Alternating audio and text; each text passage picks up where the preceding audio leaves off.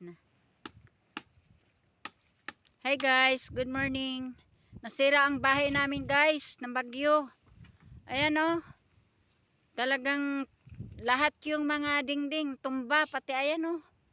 Nagkahanda tumba, ayan. Inipon na namin yung mga nandoon kasi kubo-kubo lang guys. Kaya nasira yung bahay namin. Ito ngayon inaayos, mga sako-sako lang ang dingding kasi guys. Sobrang lakas ng hangin dito guys. Nadaghanan yung kubita. Ayan guys. Kaya mabuti hindi nabasag yung unodoro guys. Guys, tingnan nyo ang palibot ngayon guys. Ayan, nagpapag na naman guys. Hindi makita yung kapitbahay. Ayan o. Hindi makita kapitbahay guys. Ganito dito pag tag-ulan, nagpapag. Ayan, ang kapilya doon, hindi na rin makita guys.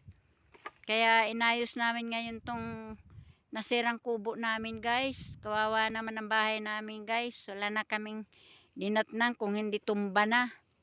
Idinapa na. Nilipad na yung mga sako naming atip guys. Kawawa naman ang bahay namin.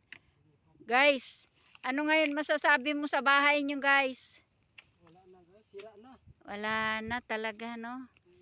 Kaya mahirap talaga ang bahay na kahoy lang, inaanay, mga kawayan guys. Oh. Wala ka bang masasabi na baka may mag-donate ng yero o kaya mga trapal? Oh, baka may mag-donate ng hero trapal guys. Oh, sige, ayan. Nakikiusap po kami na baka mayroon mag-donate ng yero o kaya trapal guys, pang samantala na mayroon uli maitayong bahay guys. Nasira na talaga ang kubo. Kaya mga sako-sako lang kasi guys.